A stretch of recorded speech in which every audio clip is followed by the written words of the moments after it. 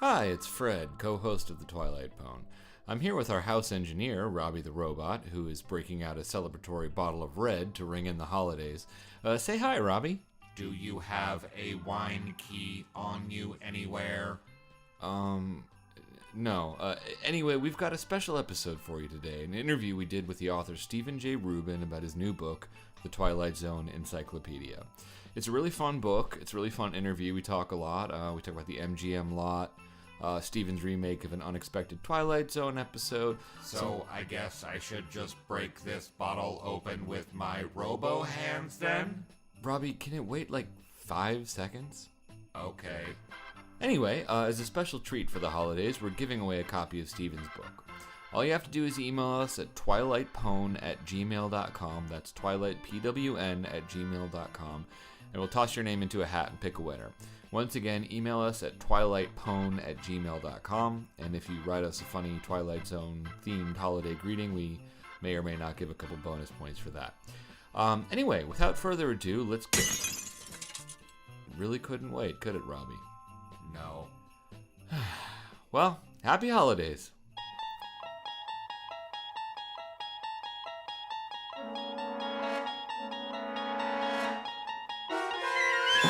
So our guest today is a pop culture historian, a documentarian, a writer, producer, and Hollywood PR veteran. Over the course of his career, he's produced several award-winning films, worked with everyone from Joe Mantegna to Linda Hamilton, and written the definitive James Bond encyclopedia. However, today we're speaking with him because he's authored a new book, The Twilight Zone Encyclopedia, covering everything from Justice Addis, that's A, to Mark Scott Zicree, that's Z. Welcome to the podcast, Steven Jay Rubin. Hi, guys. Hi, John. Hi, Fred. Well, hello. Hey. Thanks so much for being here. Oh, it's a pleasure to be here, and it's special, a pleasure to be in the midst of super geekdom. Welcome. I don't know what you're talking about, Steve. We're the cool Twilight Zone podcast. We're the jocks of the Twilight Zone podcast world. I like that. It's like speaking to Zac Efron and Mark Wahlberg. Oh, exactly. Oh, God. Which is which? That's exactly what we look like. So, yeah, I mean, just to begin at the beginning, I have to admit when I first saw that a new Twilight Zone book was coming out, I was a little bit skeptical just because obviously there are many of them on the market already. But, like, seeing it laid out like an encyclopedia, you get this, like, new breadth of the series. Like, you just really see how many different places it's touched on and how like it goes across the world of pop culture and history and all that stuff. When did you think, okay, I'm going to toss my hat in the ring and add like another book to the pile of Twilight Zone trivia books? I'm like a number of people in Hollywood trying to make movies, which is very difficult these days.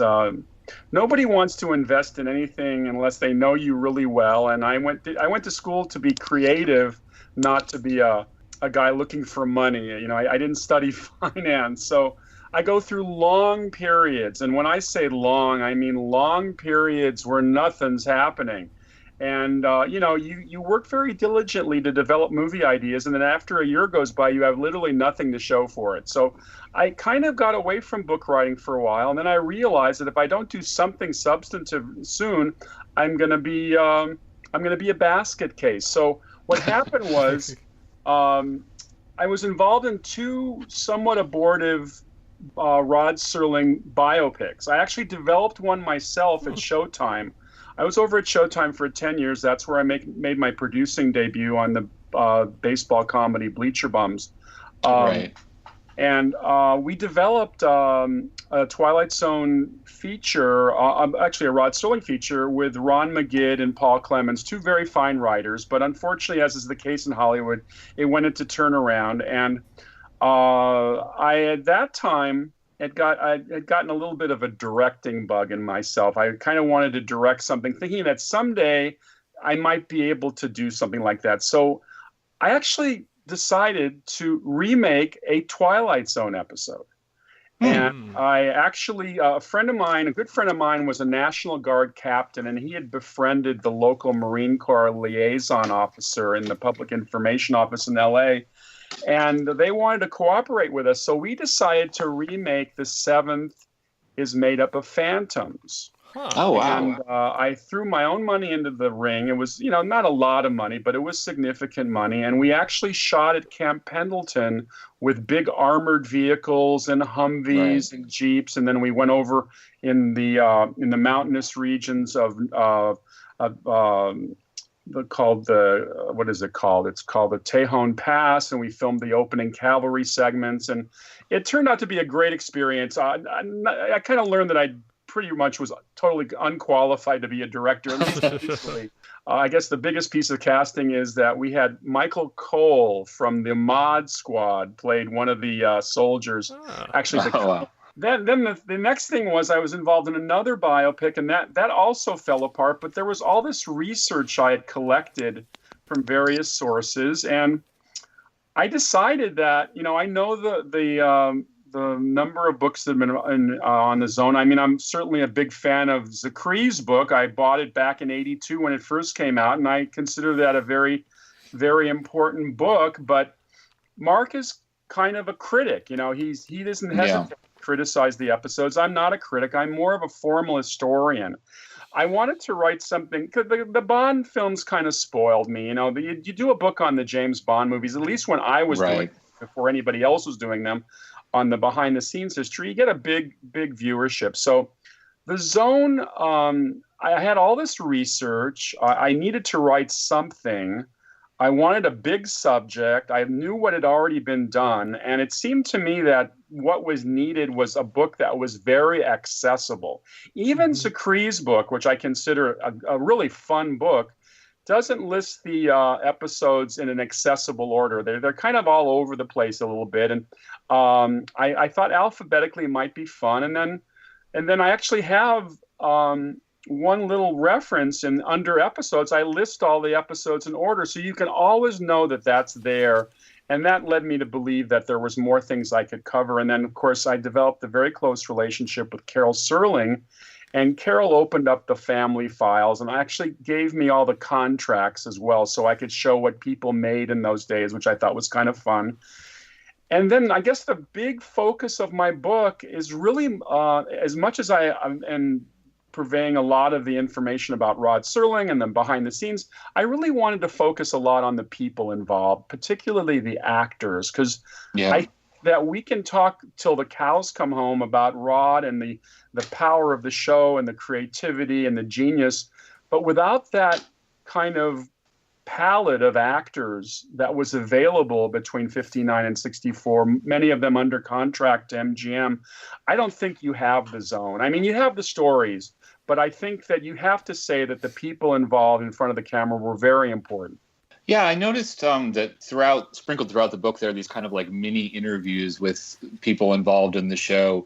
And certainly some of them are actors. The one that comes to mind off the top of my head, I don't know why, is I think you tracked down the kid from the Bewitching Pool. Am I right in saying that? The boy from the Bewitching Pool, is that right? Yeah, Jeffrey Byron, exactly. Right, exactly. Isn't he like a lawyer now or something like that? Or either a doctor or a lawyer? He's a lawyer. Very nice guy. It's funny because when I first started the book, I was looking up everybody. In fact, anybody who had a speaking part got a bio. And I ended up with 920 pages with the first draft. Not only did I do a bio on every speaking role, but I did a bio on every character. I mean, Henry Bemis gets his own bio. And then the publisher, I kind of say jokingly, they wanted a book, not a barbell. So basically, they told me to cut and cut and cut and cut and cut. And what went from 920 pages down to about 430. So I lost a lot of the little tiny bios of the little people who were involved, which by the way, we'll talk about it later, but I'm going to feature them on my Facebook site. But I made a point of making sure that we got all the key characters, especially if they were people who had significant roles. And I would say that I have a bio on every person who had a significant part in the Twilight Zone. You have like a formal bio of all the most important actors, but, clearly actually speaking to the actors, as you clearly did, you get this kind of interesting, more impressionistic take on what it was like to work on the show. I'm curious, like in all of your calls to reaching out to various actors, are there any calls that like stick out in your mind, or people that were hard to get in touch with, or interesting conversations that you had? Well, everybody was interesting because they could lend a personal. I mean, obviously, I had access to a lot of interviews that were already done. I mean, I got access. Zachary let me look at some of his interviews. The TV Academy had this huge archive. I got a guy who had audio taped a lot of the convention appearances of actors, many of whom had passed. I mean, I'm starting this research in 2014. A lot of people are gone. I mean, I really had to play catch up, but I found a lot of people I would consider to be who had interesting things to say. Chuck Hicks, who played the Maynard Flash in Steel, who fights Lee Marvin. Oh, yeah. Interesting story. Kind of a stuntman actor knocking around Hollywood. Got 2 parts. He's also one of the movers who moves the grandfather clock in 90 years without slumbering. He said I think he told me he's the only actor in the series who got 2 parts without dialogue, which I thought was kind of funny. Although that isn't actually true, because I think Robert McCord is in, I can't remember, I think it's like 47 episodes. I guess he was a friend of Rod's from Cincinnati days, and he just became their little leprechaun. He's in all these episodes in little tiny parts. You know, in writing the book, I really wished I'd visited the lots before they were destroyed. I mean, it's interesting because I was in high school when they had the famous MGM auction in 1970. That was the famous auction where the ruby slippers were first auctioned off. And this is during the time when James Aubrey, who had moved from being the head of CBS to the head of MGM, and was starting to tear down the lots. And you know, I got on the MGM back lot back in 1970 because they were showing a lot of the exhibits in the auction on Lot 2 across the street from the main lot, which is, of course, where many of the Twilight Zone episodes took place. I kind of was walking along that downtown street, which is probably the same brownstone street that's featured in One for the Angels and the One Big Wish, those kinds of episodes. And God, I really wish I'd spent more time on those lots. They were very special. Yeah, I noticed in the book there's like a photograph of like a kind of grove of eucalyptus trees, which used to be the place where they filmed like Valley of the Shadow, and there's photographs that seem to kind of capture something that used to be there that's like not there anymore, which is too bad. Well, I stood in front of those eucalyptus trees, and I actually someday will probably do some kind of video blog, because that's the last vestige of the lot. That actually has a formal name. It's part of Eucalyptus Drive, and you're absolutely right. It's in Valley of the Shadow. It's also in Death Ship. They walk down that when they come back to Earth. They're walking down. He's walking down that Eucalyptus Drive, and it's still there. I mean, it's you drive down one of the streets there. I think it's called Higuera, and you saw those backlot. That's one of the main backlots that was probably one of the first to be torn down, and that's where they had, I think, the big tank where the swimming pool set was, and the old Western Street sets, which were redressed for Death Set, revisited into a concentration camp. I think that was originally a fort. The book that came out a couple years ago on the MGM backlot is really a wonderful book. I quote from it quite a bit, and it's worth having because it really gives you that lot. And the other thing is, I discovered this movie. Joe Dante is a friend, and Joe said I should watch this movie called Phantom of Hollywood, which stars a number of actors, a number of well-known actors, as well as Sky Aubrey, who's the daughter of James Aubrey, former head of MGM. And it basically is filmed while they're tearing down the lot. So, oh wow, it's kind of a Phantom of the Opera type story set on the old MGM lot. We should check that out. This is kind of like a little bit of minutia, but in our podcast we had kind of like a long-running joke about an actor named Danny Kulik, who played the character Jojo on Thursday We Leave for Home, like the little kid. Right. And for the longest time, we had this kind of in-joke about how he was hired as like a nepotistic thing by Buzz Kulik, who directed that episode. But we found out about halfway through the run of the podcast that they're actually not related. And their last names are not even spelled the same way. That's the high level of quality control we have here. Yeah. So I'm just purely asking, did you try to track down Danny Kulik? Because I did, and I kind of started trying to get in touch with him, but I never was able to make it all the way. It's very challenging because there are a few places that you can look for actors. If you get a little account, if you're a working producer in town, you can get access to the Screen Actors Guild database, which actually is helpful. And I found a few of our veterans there, but they didn't have a listing for Danny. I have a feeling that he left the business. I don't think he has many credits, as I recall. In fact, I think he only had a couple of things, and then he went missing. And I would love to know what happened. And there are a few people that are kind of missing in action type people, and there's no death listed on IMDb. Generally, IMDb gets the death notices. There's a few people who just haven't really popped up. Yeah.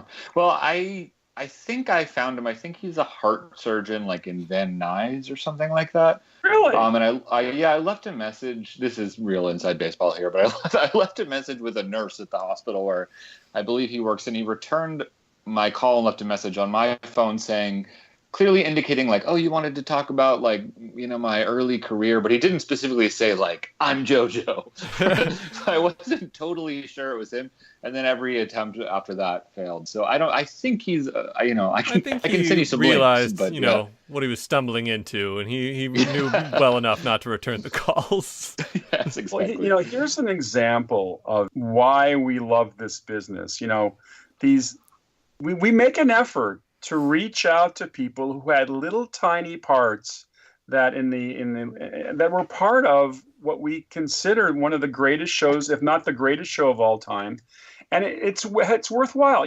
I get kind of criticized once in a while from my friends and family that I get too involved in minutia. Who cares about this and that? Why have you watched The Great Escape like 300 times? It's like those kinds of things. And I kind of, we're kind of doing the same thing that art, people who are in the art industry and English literature and people who write, 500-page books on Christopher Marlowe. I mean, we love this stuff so much that every aspect of it has importance, and that's why we cover it.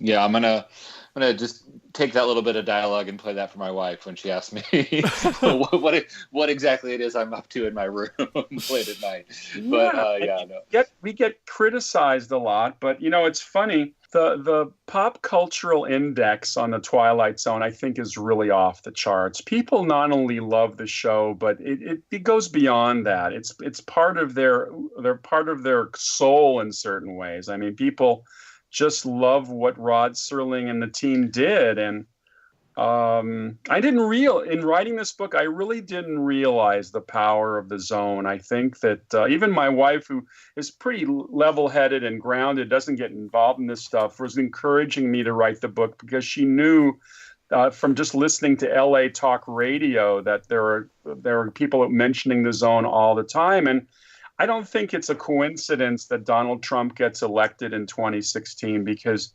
I feel like I'm in the Twilight Zone. Clearly, you've worked in Hollywood for a long time and, you talk to directors and producers and actors.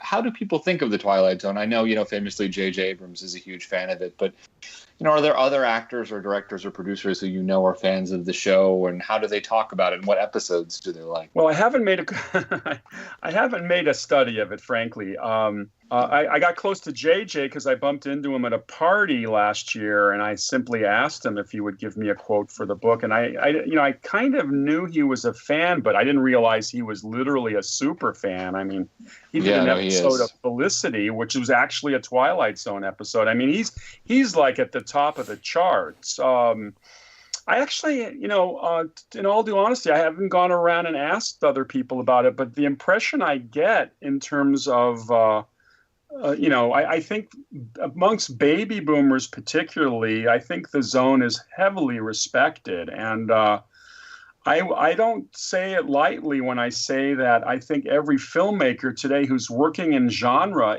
owes a debt of gratitude to Rod Serling, and I think they realize that, particularly genre directors in horror, fantasy, and science fiction. I think that categorically those guys, when I started, the first thing, of course, I had to do was I had to watch the episodes, and to be honest, I probably hadn't seen a third of them. I was exposed to Twilight. I mean, I'm 8 years old. I wander into the living room one night and I'm watching The Silence. Now, I wasn't watching any dramatic television in those days. I was 8. I was watching cartoons like nonstop. I mean, but here I'm watching an episode about a guy betting a guy $500,000 that he can't shut up for a year. And that really freaked me out. I mean, as an 8-year-old, forget about ghosts and goblins and monsters and flying saucers. Not being able to talk for a year was just too weird for words. And the ending was just, oh my God. When the cravat comes down. Oh my God. Do you feel like watching? Oh, sorry, go on. I was just going to say, I just want to say what I'm very proud of with my book, which the other authors haven't decided to do, is I don't spoil each episode for you. I do just the setup. I give you the stakes involved, but I don't tell you how each episode ends. So if you don't know the episode and you want to actually watch and enjoy it, I'm not going to spoil it for you. Yeah. This is no particular slam on Zickery, but sometimes he gives away the twist with a picture. So you can't even get away with not reading it. The only one that's tough not to spoil is Eye of the Beholder. Especially, I've been doing this daily blog on Facebook and LinkedIn and Twitter where I do This Day in Twilight Zone History. I've been doing it since August 1st, and I'm hoping to do it for the whole year. It's a lot of work. I write basically an essay a day, and I put pictures up, and it's. I did the Eye of the Beholder episode, and I did show some pictures of the pig faces. I'm sorry. It's okay. We forgive you. I'm curious, like watching, when we started doing the podcast, I think we probably were sort of in the same boat. Like we'd watched about 2/3 of the episode. Hadn't certainly watched most of the 4th season because it's not as much in syndication. I'm curious if when you rewatched the series, if you felt like you discovered any episodes that you'd never seen before that you thought were among your favorites, or new things that jumped out at you about old episodes you knew. Absolutely. I mean, for instance, I didn't know the hours that well. I remember 30 Fathom Grave pretty well because that clanking on the submarine, again, seeing that as a kid, that sticks with you like those, like certain images that you remember from that period. And so I remembered that, and I kind of vaguely remembered Printer's Devil. But Valley of the Shadow, which I had not seen or not remember seeing, I really liked that episode, and I liked the Ed Nelson performance. I thought that Natalie Trundy looked beautiful. I never realized she looked that good. Yeah, no, that's definitely a big memory for us as well from that episode. Yeah, so I mean, that was and I liked the fact I didn't realize that Jimmy Doohan was in the episode. Yeah, that was funny. Pre-Scotty, and then David Opatashu, I've always seen him and enjoyed his work, and Dabbs Greer, all those people. Really a cool episode. I liked. I have to say this, and I know Mark Zickery comes down heavily on some of the episodes, and there are some ones that don't work as well. But if you watch all 156 episodes in a row, which I did very carefully with a clipboard next to me and a legal pad, I just made notes on everything that I wanted to get defined for the encyclopedia. The quality is extraordinary. Even in episodes that are just, they don't quite work, the acting and everything about the episode was just really high quality. And that's another thing I discovered in that basing the series at MGM, Buck Houghton actually tapped into what I consider the epicenter of creativity in Hollywood at the time. And not just the writing, but the art direction, the cinematographer, the sound guys, the special effects guys, the makeup people, and then of course the actors. It was quite extraordinary. Yeah. I'm curious in one book we haven't talked about that much, but I think you cite a little bit, which is, you've got sort of the Zikri, which is the sort of early, the Old Testament of Twilight Zone fandom. And then you have Martin Grimes Jr.'s sort of like massive, 8-pound trivia book. I'm curious if you feel like, given the volume of that in your own research, if you felt like you uncovered any new piece of information or any photos or anything that's, hadn't been covered elsewhere. Well, it was a mission because Martin pretty much, I think Martin, what he discovered, it's almost like discovering King Tut's tomb in terms of paperwork.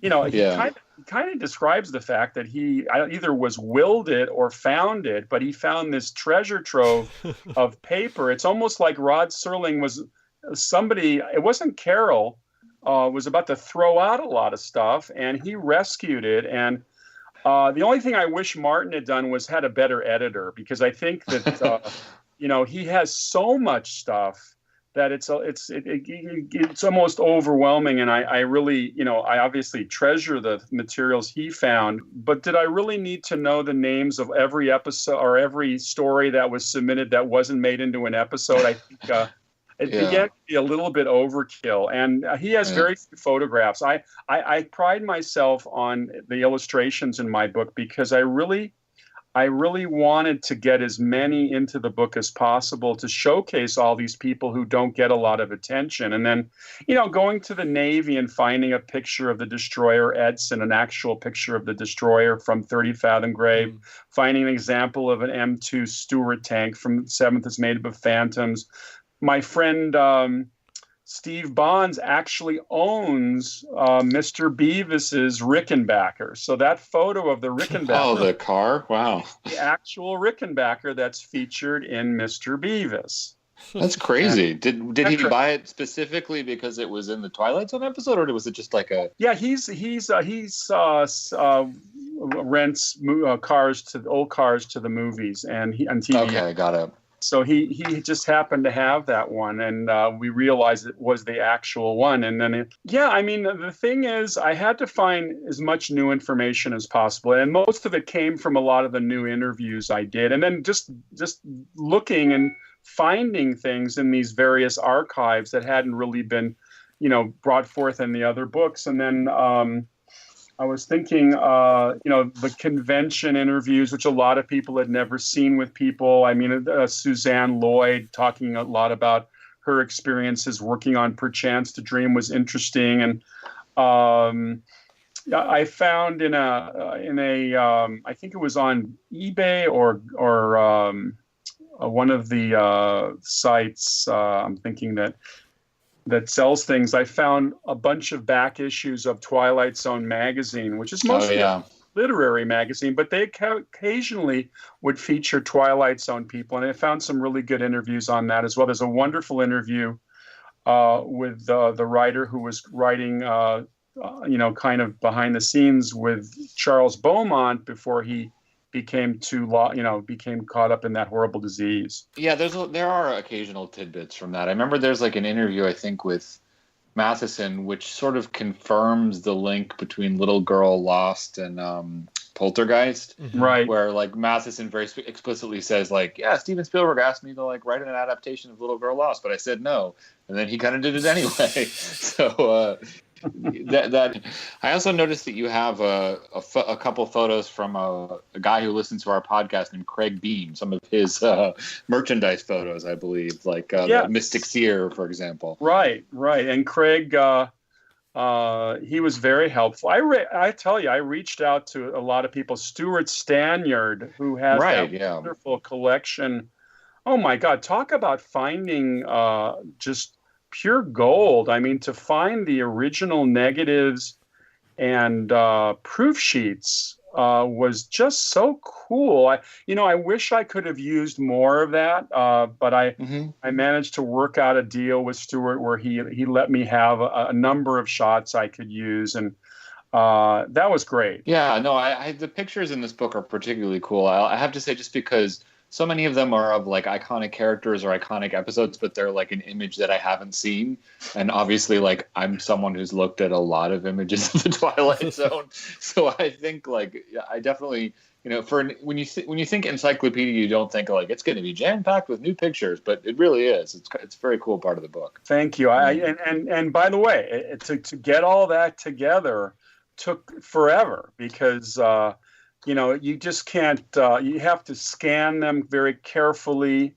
And by the way, I went to the children of many of the veterans I needed photos for, and they were very nice. I mean, Gayla Baysard, who was Richard Baysard's daughter, met me in a coffee shop. I had my scanner with me. I scanned pictures of Richard, and I met over the telephone Lou Gallo. Now, here's an interesting situation. Well, I knew about Lou Gallo because Lou Gallo was kind of a protege of Lewis Milestone, who did a lot of war movies, and I did my book on war movies, and I kind of knew him, and when I worked at Showtime, he would sometimes come to our screenings. Unfortunately, he passed away before I started working on Twilight Zone, but I got in touch with his son, and I got some photos of Lou.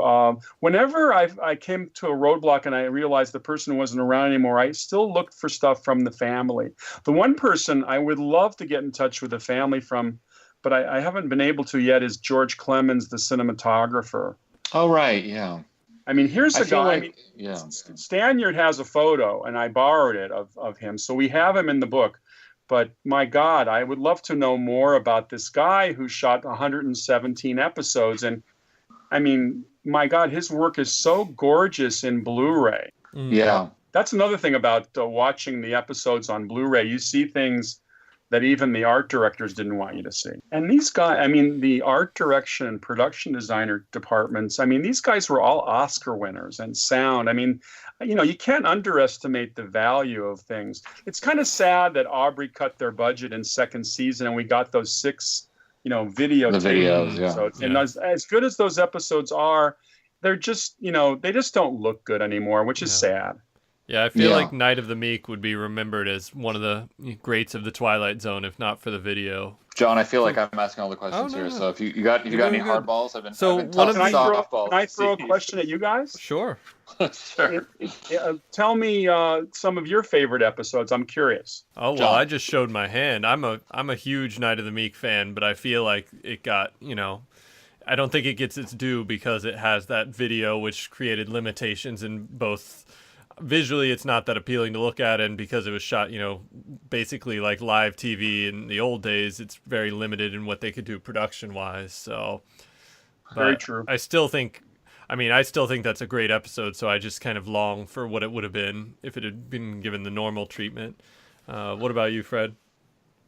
Well, one that, when we started doing the podcast, I didn't really think about it as a great Twilight Zone episode, but when we rewatched it to do our show, Shadow Play really stuck out for me as just like a really trippy, weird, like very savvy, interesting piece of like, it's like dramatic. It almost has like a kind of like sense of media criticism in it because they're talking about film cliches within a film. And I don't know, that episode like really stands out for me as like particularly brilliant and creepy and affecting on the second watch. And I guess I like it because it's like not one that people talk about a lot, but it's, I think, a sort of underappreciated gem. I like a lot of the accepted great episodes, but they're like the seventh is made of Phantoms is not one of the ones people talk about much. And I really kind of like that. And also some of the episodes are just so much benefited by the music they use. It's just, sure. It's really Bernard really Herrmann cool. working with them. Yeah.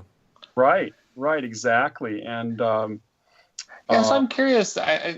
So what was the original inspiration for remaking that episode? Because it's certainly like, someone comes to me like, I want to remake a Twilight Zone episode. Like the next word is not the seventh is made up of phantoms in my head. Like that's not like, oh, we got to do that again. I'm just curious, like what was it about that episode, or was it kind of like the materials that you had lent itself to that show? Well, you're talking to the guy who would go on the lawn of the Sands Hotel in Las Vegas and play with my army men.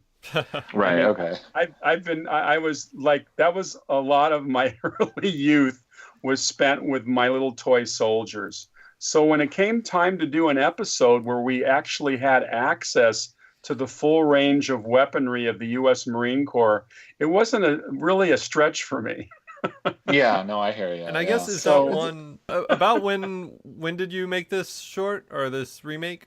This was at the end of '98, just before the beginning of '99. Had you already had a relationship with Joe Dante at that point? Not really, actually. I'm just I didn't curious. know Joe until when I went to. Well, actually, that's not true. I worked with him first. He came over to Showtime when I was a PR guy over there. We were doing a series of American International remakes called Rebel Highway. All these. Oh yeah, did Robert Rodriguez do one of those? Am I thinking of that?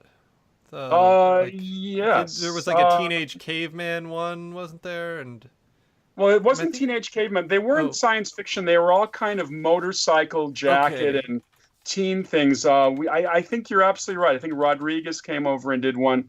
Joe Dante did one, and that's where I met Joe. A couple of times I've tried to get a movie going with him as attached as a director. Yeah, I just wondered if you had the opportunity to pick anyone's brain who'd had that experience. I mean, mentioning Joe, he's obviously a person who had the experience of trying to re-envision a Twilight Zone episode. So, well, it's funny because the whole concept, like you said, of showing the battle a little bit more would have been very cool. Sometimes you just don't have the wherewithal to be able to show things. There are certain things I would have liked to have seen. I would have liked to have seen the wedding of Mary LaRoche and Telly Savalas in Living Doll. Yeah. Sure was a joyous occasion. He is the most loathsome character I've ever seen. And, you're so glad when he dies at the end because it's kind of sad because I've always loved Telly. Telly's just he's a wonderful Kojak. He's a wonderful Big Joe in Kelly's Heroes. He's a great Blofeld in Bond. I mean, and I love him in Birdman of Alcatraz. But this was a role that it was just kind of he was eating the scenery left and right. He's good. Well, that brings me another question: since you've written this James Bond encyclopedia, I'm curious if you were kind of noticing subconsciously connections to the world of James Bond and the Twilight Zone. I mean, it sounds like we already have one. I'm curious if any more came to light when you were working on it. Well, I would say that the Joseph Wiseman episode certainly was a prototype that the Bond producers may have seen before they cast him as Dr. No. Who is Joseph Wiseman? I don't know who that is. Okay, so I'm trying to remember the name of the episode. Well, look now. it up under W, Fred. Here you go. I'm there you go, flipping guys. through frantically. We're seeing it work in action. Hold on. For Wiseman, exactly. We can now find the name of the episode, so I don't feel so embarrassed. Okay. Not The Shelter, but it is the one that takes place in the Joseph's underground bomb shelter. Oh, that must be One More Pallbearer. One More Pallbearer, yeah. One More Pallbearer, exactly. And his character, this kind of monosyllabic kind of, he kind of is kind of a prototype for Dr. No. So that was a nice little crossover there from my Bond stuff. So in the encyclopedia, obviously, you have the episodes and the actors, and then there's some essays I enjoyed where you kind of talk about the larger topics or themes that kind of get repeated, such as one on nostalgia. But, I'm thumbing through, I see things like an entry for Election Day, which has a connection to a kind of stopwatch. And I'm just kind of curious, how did you come up with the ones that to me seem kind of fun, just the more esoteric little moments in an episode that you thought would fit well within an encyclopedia? I had to cut back a lot of it, but it was, trying to find little interesting things that are important to the mythology of the episodes I thought was fun. The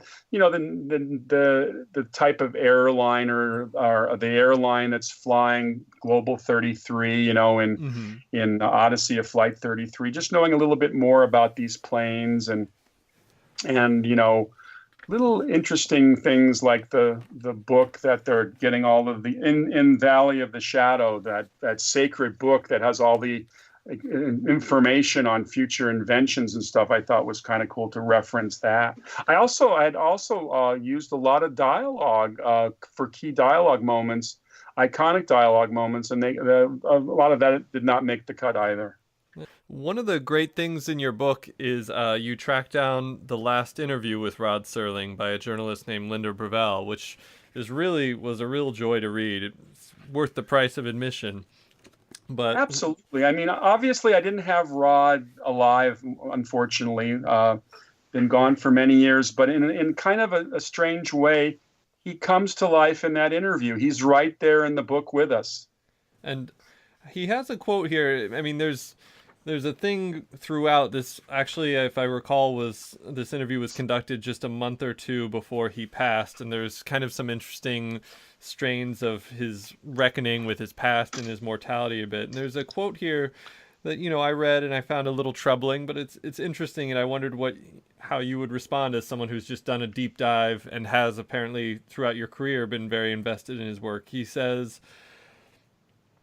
quote, "But God knows when I look back over 30 years of professional writing, I'm hard-pressed to come up with anything that's important. Some things are literate, some things are interesting, some things are classy, but damn very little is important." And I don't know. I mean, I know he was a year or two removed from the Night Gallery, which would put any of us in a bad mood, but it's just such an interesting account he has of his career at that point, because I think everyone on this line right now would strongly disagree with that assessment. Obviously very self-deprecating person. I often wonder about the last moments of Vincent van Gogh's life, a guy who had never sold a painting. What he was thinking, where people were fabulously successful on all sides of him, and yet he didn't sell paintings. I mean, there have been geniuses who have not felt appreciated, and then there are geniuses who just had no understanding of their own worth. And I think Rod always wanted, on his tombstone to just say he was a writer. And I think Rod was kind of the ultimate writer who just constantly wrote, never really took time to really think about how important what he did was what he did. And I think in Make a Living in Hollywood with all of the obstacles, I don't think he really realized how wonderful he was. And I would have to say that, obviously, those who loved the Twilight Zone on the first run or the second run or all through the 60s and early 70s, we loved it as much as we loved it. But maybe there wasn't as much literature and commentary on Rod's work than maybe it would be today. I think we would be, if Rod Serling was alive today, we would be over at his house every weekend listening to him to do his reconstructing his life. I mean, I think that he just didn't realize the value of what he had done. And also, another point has to be made, that here's a guy arguably writes the greatest television series of all time, or at least a good chunk of it. And that kind of writing began to disappear. I mean, if you really stop to think about it, the type of really character-driven, dialogue-heavy, dramatic writing, which he was a proponent of, was starting to disappear from the television world. I mean, we were getting shows like Gilligan's Island and Beverly Hillbillies and F Troop and 90 Westerns and cops and, medical stories, melodramatic stuff. His stuff was going out of favor. And part of the reason I really believe that Rod didn't have a bigger feature career was that his writing was not visual, it was dialogue dependent. Mm-hmm. Yeah. And I think that even though today we have terrific dramatic writing, it's a different form. I think it's more obviously series writing. I was actually making a comment the other day about the fact that in one of my daily blog posts about, I love The Sopranos, one of my favorite shows of all time. I watched it every week and certainly watched every episode, but I can't tell you the name of an episode, and I couldn't really point to one episode as being better than another.